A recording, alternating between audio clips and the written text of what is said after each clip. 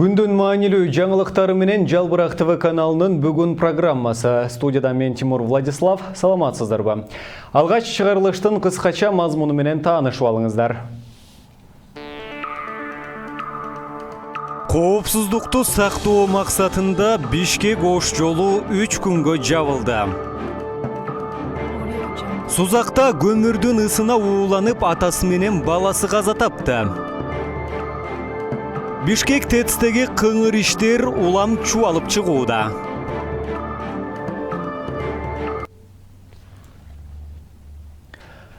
Өзгөчө кырдаалдар министрлиги билдиргендей 13 мартта түнкү саат 22:40 чамасында Бишкек-Ош жолунун 246 чакырымында көлөмү 2,5 миллион куб кар көчкү түштү. Жол эки тарапка тең жабылды. Токтогул райондук өзгөчө кырдаалдар кызматкерлери жеринде изилдөө иштерин жүргүзүп жатканы кабарланды. Жол кыймылынын коопсуздугун көзөмөлдөө кызматкерлери Ош тараптан Бишкекти көздөй келе жаткан автоунааларды артка кайтарууда. Токтогул районунун Арал постунда 2 чатыр тегилип, жүргүнчүлөргө ысык чай уюштурулду. Коопсуздукту сактоо максатында Бишкек-Ош жолу 3 күнгө жабылды.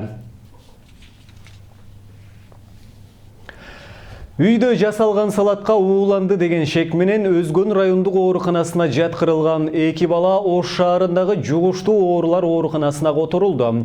Жалпысынан Ошко которулган 5 баланын 3-өөнүн абалы оор деп бааланууда. Алар жандандыруу бөлүмүнө жаткырылган, калган 2-өөнүн абалы оор. Дагы 12 адам Өзгөн райондук ооруканасында даарыланып жатат. Аларга ботулизм деген клиникалык диагноз коюлган. Бул тууралуу Саламаттык сактоо министрлигинин басма сөз кызматы маалымдады. 12 март күнү кечинде тамакка ууланган 9 киши Өзгөн райондук ооруканасына кайрылган. 13 мартта кайрылгандардын саны 8ге жеткен. Дарыгерлердин маалыматы боюнча, булардын бардыгы Өзгөн шаарынын тургундары. Ашар ыкмасы менен иштеп, андан кийин чогуу тамактанышкан. Алдын ала маалыматтар боюнча, алар үйдө жабылган салатты жеп ууланышкан. Так себеби атайын лабораторияда иликтенип жатат. Сузак районунун Кайрагач айылында көмүр газына ууланып, атасы менен уулу каза тапты. Учурда аялы менен дагы бир уулу оор абалда ооруканада жатат.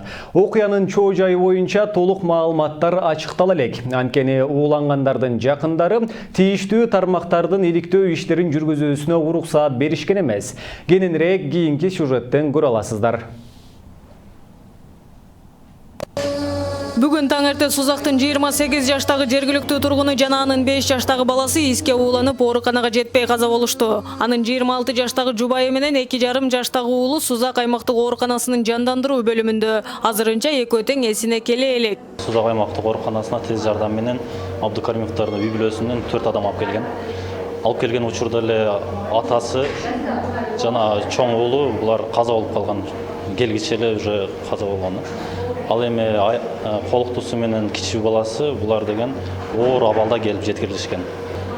Азыркы учурда дарылардын баарын алып жатат, бирок колуктусу менен баласынын абалы оор абалда. Уулангандар боюнча маалымат райондук милициянын каттоо бөлүмүнө келип түшкөн, бирок окуянын чоо жайын аныктап, медициналык экспертиза жүргүзүүгө маркумдун жакындары уруксат беришкен эмес. Учурда бул факты боюнча материалдар чогултулган, ошондой эле каза болгон атуулдун атасы эч кимге арыздоосу жоктугун билдирип, арыз жазуудан жана соттук медициналык экспертизадан өткөрүүдөн баш тартышты. Учурда бул окуя боюнча текшерүү иштери уланууда. Маалыматка караганда жабыркаган үй бүлө турак жайын көмүр менен жылытып жашаган. Тийиштүү адистер болсо буга чейин үйдө от жагууда, электр печтерин иштетүүдө жарандарды сак болууга чакырып келишкен. Биздин Сузак райондук өзгөчө кырдаалдар бөлүмү тарабынан быйылкы 2018 жылдын башынан баштап өрттү алдын алуу иштери боюнча үгүт насаат иштер жүргүзүлөт. Ошол жүргүзүлгөн боюнча массалык маалымат каражаттары аркылуу чагылдырып 3 жолу теле берүү өткөн, 5 жолу радио берүү, ошондой эле газеталарга 5 жолу. Өзгөчө кырдаалдар министрлигинин Сузак районундагы бөлүмү берген маалыматка ылайык, 2017 жылы дагы Сузактын Ырыс айыл өкмөтүндө бүгүнкүдөй окуя катталган. Натыйжада көмүр исине ууланган 2 жаран каза тапкан. Санарабия Сатыбалдиева, Алымбек Равшанбек уулу, Чолпон ТВ, Сузак району. УКМК тарабынан токтотулган жана кыскартылган кылмыш иштерин башкы прокуратурага өткөрүп беришет. Бул тууралуу Коопсуздук кеңешинин катчысы Дамир Сагынбаев билдирди. Маалыматка караганда бир нече кылмыш иштерин УКМК жана экономикалык кылмыштарга каршы күрөш боюнча мамлекеттик кызмат акыркы бир нече жыл ичинде токтоткон жана кыскарткан. Дамир Сагынбаевдин айтымында бул иштер Коопсуздук кеңешинин катчылыгына келип түшүп, 12 мартта президенттин кароосуна жиберилди. Андан ары 1 июлга чейин бул иштердин иликтениши боюнча мамлекет башчыга кошумча маалымат берилет. Депутаттык комиссия Бишкек жылуулук борборун модернизациялоого кеткен 386 миллион доллардын кандай максатта иштетилгенин тактап бүтө элек. Бул иш-аракеттердин алкагында эл өкүлдөрү 5-чи жолу чогулушту. Ар бир отурумда жылуулук электр борборундагы кыңыр иштер улам булайып чыгып жаткандай. Эл өкүлдөрү курулушка кеткен материалдар баасы өтө эле кымбат экенинен шектенишсе, тиешелүү тармактын өкүлдөрү бардыгы мыйзам чегинде болуп, баасы нормалдуу экендигин депутаттарды жана коомчулукту ишендире албай жатышат. Бул боюнча кесиптешибиз кеңири сөз кылмакчы. Бишкек жылуулук борборун тыкыр текшерүүгө алган депутаттык комиссия ар бир отурумда улам жаңы жагдайларды ачыкка чыгара баштады. Айрыкча эл өкүлдөрү кырсыктын чыгып келүү себептерине ТЭЦте иштеген кызматкерлерди күнөөлөп келишет. Депутат Исхак Масалиев жылуулук борбору жалаң тууганчылдык үй бүлөлүк башкарууга өтүп калганын айтып сындады. В связи с этим вопрос, Темирдан Нургазевич, вот я вас просил личный состав вашего главного управления модернизации группы. Вы мне так список не дали, кого вы принимали на работу. Я хочу вопрос задать. У вас сын родной работал в этой группе?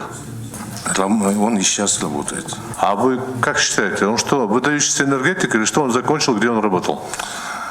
Его принимали АО-электростанции. Он мне напрямую не подчиняется. Как, он же в группе, в составе группы? Вы руководитель группы? Ну, есть начальник группы. Вы не начальник группы? Нет, я не начальник. А кто начальник группы? Начальник группы Айталиев. А? Начальник группы Айталиев. А сейчас вы в качестве кого выступаете у нас здесь? Я сейчас как исполнительный директор по модернизации. У вас есть начальник группы, у вас есть исполнительный директор. А сколько человек работает в этой группе? 7. Здорово придумали. На 7 человек один начальник, один исполнительный директор. Еще какие руководители есть там? Там остальные все инженера, кураторы. Господин Кадырбаев, вам вопрос. Присутствие в одной группе отца и сына, это чем обуславливается? И каковы качества сына Беремкулова? Когда он был принят на работу, он работал у нас в электрических станциях службы эксплуатации оборудования. И после этого был переведен в ГУМ.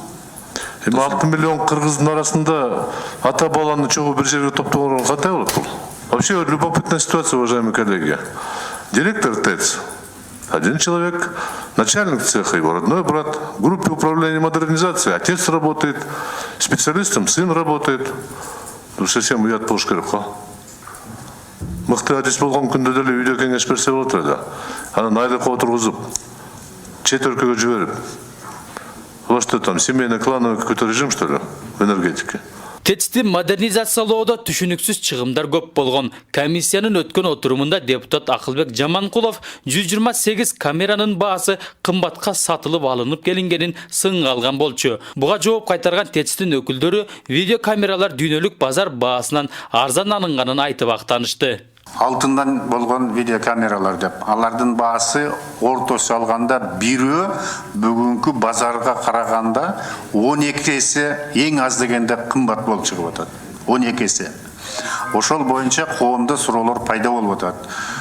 Шуну ким түшүндүрүп бере алат? Биз кандай проектин алганбыз? Высоким уровнем загрязненности на территории ТЭЦ города Бишкек установлены высокоскоростные и высокоточные камеры высшего уровня защищенности и с функцией интеллектуальное видеообнаружения движения. Также внутри котлоагрегата установлены термостойкие и взрывозащищенные камеры, которые показывают, как горит режим горения, который работает до температуры выше 1000 градусов. Это необычная камера, да? Все оборудование и материалы соответствуют мировым стандартам по монтажу и... Рахмат. Ошол эле учурда эл өкүлү Азамат Жаманкулов ТЭЦ кызматкерлеринин калпын чыгарды. Ал жылуулук борборунда орнотулган видео камераларды жеринен көрүп, баасы бир нече кымбат көрсөтүлгөндүгүн айтты. Жалпысынан 123 камера коюлуптур жаңы блокко. Анын ичинен 8 камера бул спец камералар. Анан бир эл аралык стандартка жооп берген же бир европейский же американский компаниялар чыгарган видео камера деп айта албайм. Булар ошол Кытай компаниялары чыгарган видео камералар экен, UND компаниясына тастыкталган. Анан негизинен мага ошол жакта иштеген жетекчилердин далилдеген бир обоснованиясына мен ынанган жокмун. Дегенде кандай айтпаса дагы ар бир камера $14,500 турбайт деп эсептейм. Бишкек жылуулук борборунун курулушу техникалык, экономикалык негиздемеси жок эле курулуп калган. Мындай маалыматты жылуулук борборунун мурдагы директору Нурлан Өмүркул уулу билдирди. Ал $386 миллион чар жайыт иштетилгендиктен коомчулуктан жашыруу үчүн сатылып алынган каражаттардын баасы кымбат көрсөтүлүп жатат деди. Жерде мен оюмча 386 миллион деп суммасын фиксировать ете алышпады. Анан кийин ошо оборудованияны алып койгондон кийин ошо суммага подгонять этишти да, мындай проектинде подгонять этишти. Ошондуктан ошо материалдардын баалары ошондой болуп чыгып атат да. Жерде если жакшылап карасаңар, ичинде гемпрост эле бар $600. Обыкновенный эле плоская. Обыкновенный плоская губка $600 деп өткөн. Андан башка жанагы өзүңөр түшүнөт болушуңарга талёшка деп коет го, тал. Баягы көтөрө турган 3 тонналык, 1 тонналык кылсам, ошолор деле бар, алар деле $15,000, $17,000 деп оформдетилгендер. Жылуулук борборуна которулган $386 миллион кайда кеткенин өкмөт өкүлдөрү жөндөп айтып бере алышкан жок. Баарынан кызыгы ТЭЦти модернизациялоого катышкан бир топ ортомчу компаниялар Кыргызстанда катталбаптыр. Мындан улам ТЭЦтеги миллиондор дал ошол аты жыты жок компанияларга кеткенби деген шектенүүлөр да жок эмес. Мына 17 фирма субподрядная организация, ошонун 5-өө катталбаптыр. Базада жок биздечи, Кыргызстанда жок фирмалар. Ага ким жооп берет? Мен мына стараюсь максимально мындай доступно суроо берип атам да, себеби шайлоочулар эл мага ушундай суроо бериши мүмкүн. Ошон үчүн ушундай суроого силер жооп бергиле деп. Из 17 субподрядных организаций 5 мына Технониколь, строительство двора, Беверлис, строительный мир, Южный гидроэлектрический монтаж деген фирмалар бизде даже в базе данных соцфонда жок.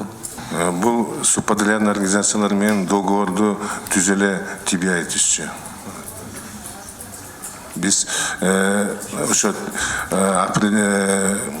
объем работ боюнча кылынган ишин текшерчүбүз. Бул жерде, я подозреваю, случайных субподрядчиков нету. Как Воропаев айткандай, жанагындай есть фирма, которая постоянно выигрывает, настолько постоянно, что ей сдают в аренду помещение в режимном объекте. И продлевается ежегодно автоматически. Жылуулук борборундагы кырсык боюнча укук коргоо органдары кылмыш ишин козгоп учурда тергөө иштери жүрүп жатат. Ал эми эл өкүлдөрү ар бир отурумда улам бир кыңгыр иштин бетин ачып, өкмөттүн айберин айрандай төгүп жатат. Инвестициялык долбоордогу милдеттер аткарылбагандыгы үчүн өкмөт келишимден чыгып кетти. Бул тууралуу өкмөттүн басма сөз кызматы маалымдады. Маалымат калайык, милдеттердин аткарылбагандыгы мөөнөттөрдү так сактабагандыгы болгон. Ошондой эле документтер, техникалык, экономикалык кагаздар сапатсыз түзүлгөн. Өкмөт акылдуу шаар долбоорун өз күчү менен ишке ашырат. Ошондой эле эл аралык донорлордун, ишкерлер чөйрөсүнүн жардамына таянат.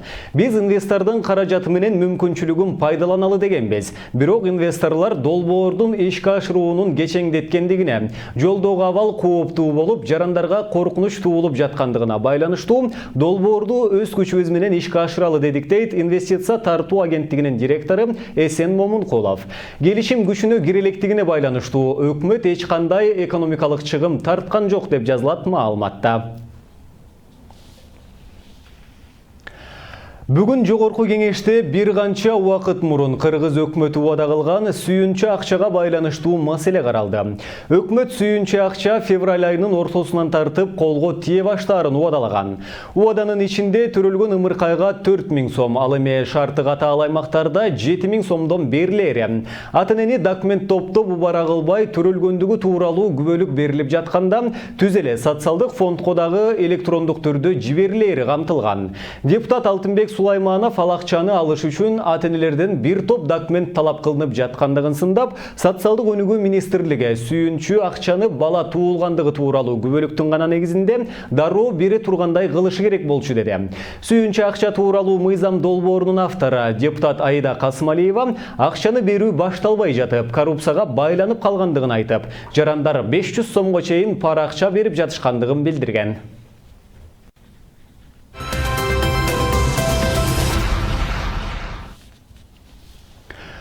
Сөз эркиндигин коргоо боюнча АФЭКС эл аралык ассоциациясы жогорку кеңештин 2 тармактык комитетине кайрылды. Кыргызстанда болуп жаткан сөз эркиндигине болгон кысым, журналисттерге миллиондогон сом айып салуу жана чет өлкөгө чыгууга тыюу салуу биздин уюмду тынчсыздандырат. Миллиондогон акча каражатын аз убакыттын ичинде таап берүүсүн талап кылуу бул жерде саясий кызыкчылык бар экендигинен кабар берет жана бийликти сындаган журналисттердин оозун жабуу аракети катары бааласа болот деп жазылат кайрылууда.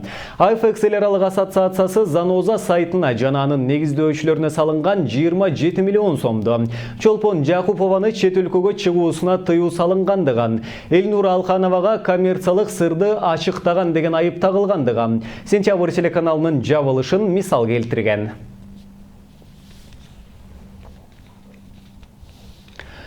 Бүгін Бишкекте экс-президент Роза Отунбаеванын демилгеси менен бешик ыры жаңырды. Иш-чара наристелерге бешик ырларын ырдоону жана жандандырууну, жайылтуу, жаңы баскычка жана сапатка көтөрүү максатында Роза Отунбаеванын демилгеси эл аралык коомдук фонду, улуттук консерватория жана Кыргыз радиосу менен биргеликте уюштурулуп, сынак жарыяланган.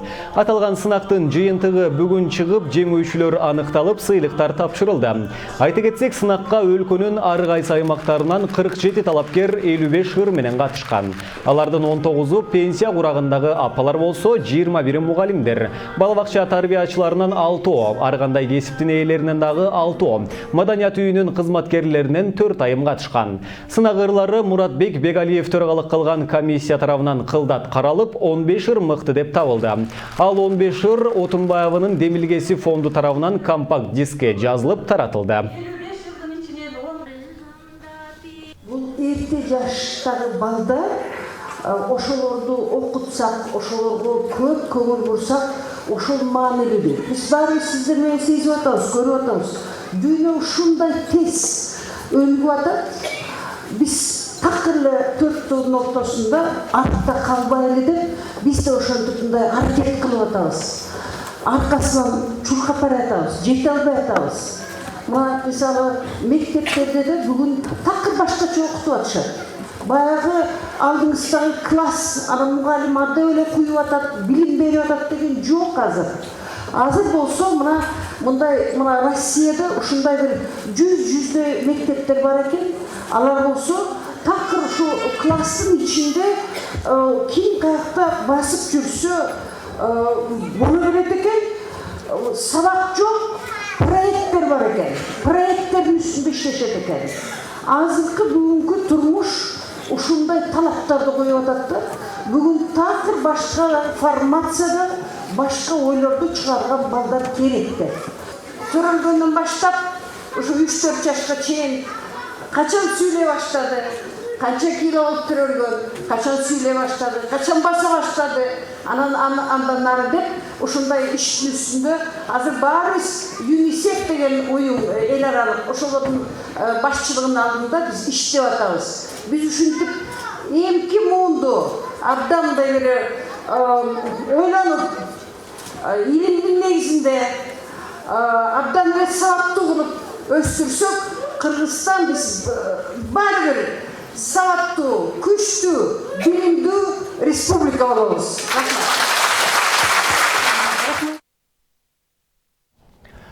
Ушуну менен бүгүнкү чыгарылышыбыз соңуна чыгат. Кайрадан эфир аркылуу амандашканча сак саламатта туруңуздар.